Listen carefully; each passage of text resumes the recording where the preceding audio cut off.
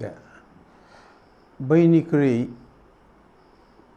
गिबिसिनाव शान्तिनि राजा प्रभु जिसु ख्रीष्टनि मुङै साफ्रोमनिसिमबो आङो आंनि गोसो सिंनिफ्राय अननाय आरो सिबिनायखौ बावहरग्रोबाय। जय मासि।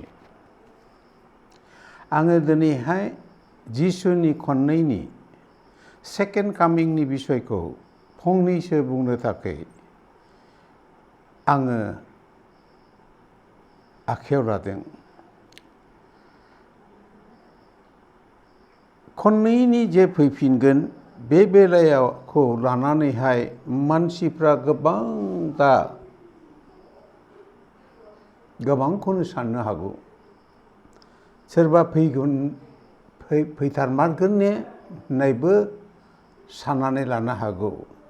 नाथाय एकर्डिं टु द स्क्रिप्चार्स बाइबेलजों जों जेब्ला थांनानै नायो जे दिनै खननैनि जिसुनि फैफिननाय बे फैफिननाया दे मोनसे ख्रिस्टियानफोरनि मस्ट इम्परटेन्ट साबजेक्ट बियो खननैनि फैफिनगोन। आरो बेखौ निउ टेस्टामेन्टआव जेब्ला जों नायो 300 एबाव खननैनि फैफिननायनि बिसयै बेखौ मोननो हायो निउ टेस्टामेन्टआवनो। बेनिखायनो नैबे खननैनि फैफिननायनि बेलाखौ लानानै जों दाबोरसे नायनि। दा बे मोनसे जोंनि लागै बिराद मोनसे बे खननैनि फोरबोनि फैफिननाया थार होननानै साबसे मानसिया दा फोथायनानै जिसुआ फैथारगोन होननानै फोथायनानै भरसाजों लामा नायदों ना माबा मोनसे सासपेक्ट जानानै थानाय दङ। नाथाय आं जेखौ बाइबेलाव जेब्ला नायदों नुदों जे जिसु ख्रीष्टआ फैफिनगोन, गाव फैफिनगोनखौहाय बियो गावनो मोनसे बुंदों।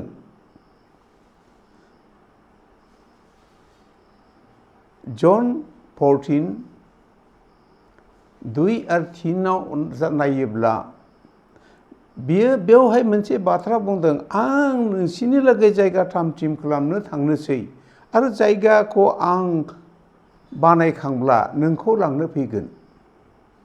बिराद गिदिर मोनसे कमेन्ट होदों जोंनो। अर्थात जोंनो बेबादि बुंदों जे लांनो फैगोन। आरो जों मथि 24:30आवबो जिसु ख्रीष्टआ गाव जे फैफिनगोन बे बेलाखौ बेबादि बुंदों। नै एसे आं फरायनानै होनि।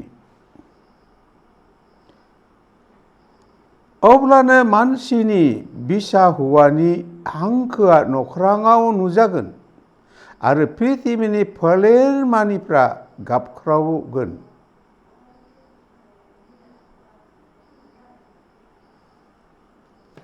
जिसुआ गावनो जोमैनि सायाव जे फैगोन बे बाथ्राखौ गावबो बुंदों। आरो जों नायोब्ला आपोस्टलफ्राबो बुंदों, थुनहरजानायफ्राबो बुंदों। बेखौ थुनहरजानाय 1 बालाबनि 10 आरो 11 सिरियाव नायब्ला जे जिसुआ जे फैफिनगोन सोलोंग्राफोरबो बेखौ बुंदों। आरो 3आव जों नायोब्ला जे जिसुनि फैफिननायखौ आरफफ्राबो बुंदों। बेनिखायनो दा बिनि खननैनि फैफिननायनि बेलायाव जों नुदों गांनैनि पेटर 3:4 पेटरा बेबादि लिरदों। 3 आं 4खौल' फरायनोसै। 3-4खौनो फरायनोसै आं। नोंसोरो मिथिग्रोदो जोबनायनि दिनफोराव गाव गावनि लुबैनायफोर बादि थाबायनानै हाजिगोदावनायजों हाजिगोदावग्राफ्रा सिखांगोन आरो बिसोरो होनगोन बिनि फैफिननो समाय लानाया बहा, मानोना दाजानायनि जाजेननायनिफ्राय जायामोन बादि जोंनि बिफाफ्रा थैलांबायसो, आन्थाय गासैबो बेबादिनो दङ। पेटराव बेबादि भबिष्यतखौ लिरदों आरो जों दिनै नायोब्ला जों नुनो मोनदों फोरबोआ फैखानाय नंले होननानै मानसिफ्रा गावनि लुबैनाय बादि गावनि इस्सा बादियै दिनै थांदों। नाथाय अनज्रायग्रा बिदा फंबाय बिब' बिनानावमोन, आङो खावलायदों जिसुआ जे फैगोन बियो थार आरो बिनि फैनाया खाथिनिख्रुइ खाथिसै। बेनिखायनो नाहर, बेनिखाय दिनैबो हलि स्पिरिटआ जोंखौ, गोथार जिउआ जोंखौ इसोरनि बेबस्थायाव फैनो आरो बिनि बाथ्राखौ मानिजानो लुबैदों। मानोना खननैनि फोरबोनि फैफिननायनि सिगाङाव जों बाइबेलाव जेब्ला नायदों बे फोरबोजों जों सोर थांफानो मोनगोन? जायफ्रा दिनै इसोरनि बेबस्थायाव आरो बिनि बाथ्राखौ मानिदों। आरो सिगां आं बेखौनो नुदों, बे जनखौहाय फोरबोआ गाव लांगोनफोरखौहाय गावनि बाथ्राजों फोसाबग्रोनायखौ नुनो मोनदों। नाम्बार 2, जायफ्रा फोरबोनि बुंनाय बाथ्रानि सायाव फोथायनानै भरसाजों लामा नायबाय, बे जनफोरखौ गोथार जिउआ महर बुसिगोन। आरो जाय जनफ्रा महर बुजाबाय बे जनफोरखौ बासायनायनि पसाक गानहोखासिगोन आरो धोरोमिया गस्ला आरांगाजों फानग्रोगोन। बेनिखायनो जों दा थामथिम होननायावहाय आं बेखौनो नुनो मोनदों। दा जों नायदिनि जिसुनि खननैनि फैफिननायाव बेयो नुस्लाबा हरखाबनो फैगोन। बेखौ जन 24 आरो मथि 24नि 27आव जों नायब्ला नुनो मोनो जिसु ख्रिस्ट'आ बे बाथ्राखौहाय गावनो बुंलांखानायमोन। मानोना मोफ्लामनाया सानजानिफ्राय ओंखारनानै सोनाबसिम मोफ्लामनाय बादि मानसिनि बिसा हौवानि फैफिननाया जागोन। मोफ्लामनाया सानजाथिंनिफ्राय जागोन। डेट मिन्स डाइरेक्सनखौ होजोबदों जे जिसु ख्रिस्ट'आ सानजानिफ्राय ओंखारगोन आरो बिनि मोफ्लामनाया सोनाबसिम थांगोन। आरो बियो फैनो दा थामथिम जाबाय। बिखौ जों बोरै मिथियो? मानोना जेब्ला जिसुनियाव सोलोंग्राफ्रा बुंदों नोंनि फैफिननायनि हांखोआ मा? हमरा मथि 24, मार्क 13, लुक 21:5निफ्राय नायलाङोब्ला जिसुआ स्रा खोन्थादों। जातिजों जाति आरो जातिनि सायाव जाति सिखारगोन, रायजोनि सायाव रायजो जागोन, जायगा जायगा बाना लोमगोन, बांग्रि मावगोन, आंखाल जागोन, महामारि जागोन आरो दावहानि आराव खोनागोन। अब्ला मिथिदो आंनि फैनाया खाथि जाबाय। बेखौ फोरबोआ गावनि सोलोंग्राफोरखौ बुंखादों। बेनिखायनो दा बेफोरखौ बे जे थार फैगोन बिनि सिमटमफोरखौ नायोब्ला, बिनि थोननायफोरखौ बुंनायफोरखौ जों बिजिरना नायोब्ला बियो फैगौसै, बियो थार होननानै आं बेखौ नुनो मोनदों। जेराव रिभलिउसनखौ नायोब्ला जों नुनो मोनदों 7टा गराइनि खोथा, 7 जन आरफरा बिगुल हमनानै थानायखौ जना नुदों आरो 7 जन आरफआ खुरै लानानै गसंनायखौ जननो फोरबोआ खोन्थादों। अब्ला जों दा बिजिरनानै नायदो जिसुनि फैनायनि सिगाङाव माबसे गराया ओंखारग्रोगोन, बिगुला मोनसेया दामजागोन, खुरिया गंसे लुजागोन। बेफोरखौ बिजिरना नायबोनांगोन। नायबोयोब्ला जेब्ला नुगोन अब्ला मिथिगोन जिसु ख्रिस्ट'आ जे फैसिगौ। आमेन। Hallelujah amen. आङो दा आत्माजों मिथिनाय बादिला 3नि गराया ओंखारबाय। 3नि गराया गोसोम गाब आरो बेयाव गाखोनाय आरफनि आखाइयाव स्केल दं, फारला दं, बर'आव थौलि होननानै बुंदों।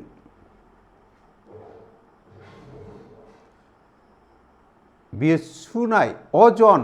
होमब्ला बे अजनखौ नायोब्ला काउन्टिं, नैबे दा पिरियडना काउन्टिं। जिसुआ गाव फैनायनि सिगाङाव सोर इसोरनि बेबस्थायाव दं गैया, सोर दिनैहाय फोरबोनि बाथ्राखौ गनायनानै मानिदों मानियाखै, मावदों मावाखै, बिनि नायबिसारखौ बे गराय गोसोमाव गाखोनाय आरफआ फैनानै नायदिंगासिनो दङ।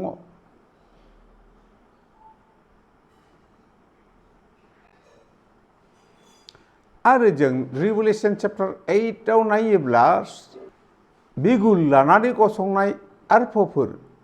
दा आंनि नुनाय बादिला 3नि आरफआ बिगुलखौ सुबाय। आरो बेयाव नोंथांमोना बयबो नायदोल', नुजाहोजानाय 8 बालाबमाव बे बाथ्रा स्रा बुंजोबखादों। 3नि बिगुल सुयोब्ला मा जागोन आरो 4नि बिगुल जेब्ला सुगोन, नोंथांमोना 12-13 नायदो। सानजानिफ्राय मासे खुरा ओंखारगोन आरो बे खुराया अख्रां सायाव बिरदाव बिरदाव गाबख्रावनानै खोन्थालांगोन 3 आरफआ सुनो बाखि दंबावो, बिसोर सुयोब्ला हायावनो मानसिफोरा हाबाब हाबाब होननानै गाबख्रावलांगोन। होमब्ला समाया जोब्बाय, समाया गैले। अब्लासो जों जुदि इसोरनि बेबस्था आरो हुकुमाव फैनो नाजायोब्ला होमब्ला बेयाव जानाय नंलिया। बेनिखायनो समखौ जों दिनै बायनानै लानांगोन।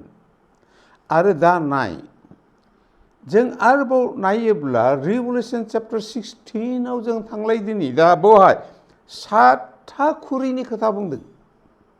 नाथाय आं दा नुदों घटनाजों नायनानैहाय 6नि आरफआ खुरैखौ जेरै बुंदोंमोन इफ्राइटिसाव लुबाय, बेनिखायनो इफ्राइटिसनि दैया रानबाय। होमब्ला फोरबोनि बुंनाय बाथ्रा मोनफ्रोमबो दिनै नुजोबदोंब्ला, जाजोबगासिनो दङब्ला, अब्ला फोरबोनि खननैनि फैफिननाया मा जानाय नङा नामा?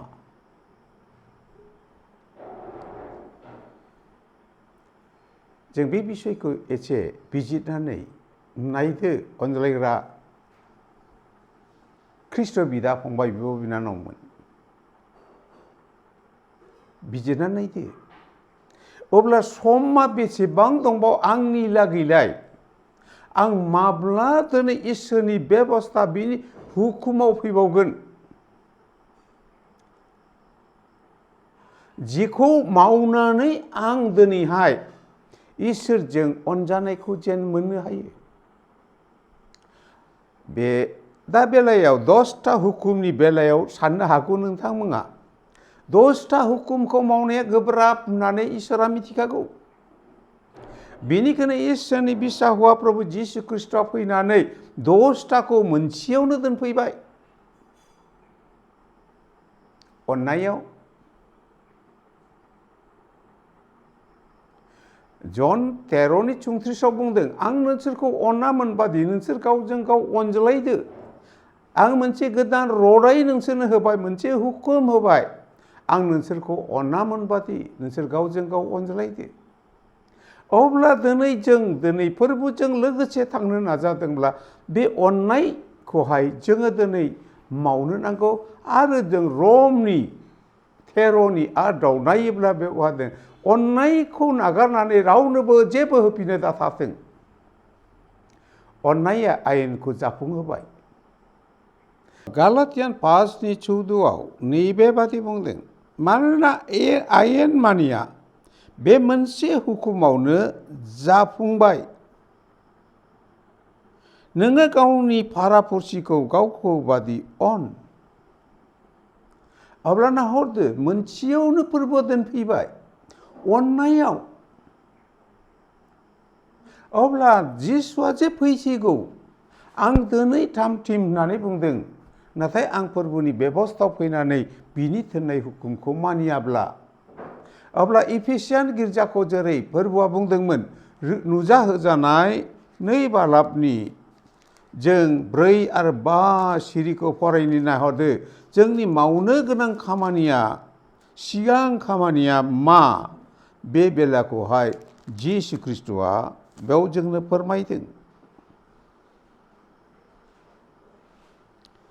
आन्थाय नोंनि सायाव बेनो आंहा दङ, नोङो नोंनि सिगांनि अननायखौ नागारबाय होननानै, बिनिखायनो नोङो बबेनिफ्राय गोग्लैबाय होननानै गोसोखां आरो गोसो सोलायनानै सिगांनि हाबाफोरखौ मावदो। नङाब्ला आङो नोंनि सायाव फैगोन आरो नों गोसो सोलायाला आङो नोंनि गासाखौ नोंनि जायगानिफ्राय बोथ्रोदगोन। हलि स्पिरिटआबो बुंदों होननानै बुंदों इब्रिनि 10:15 आरो 16आवहाय। आं बेखौल' फरायस्रानायसै। हिब्रु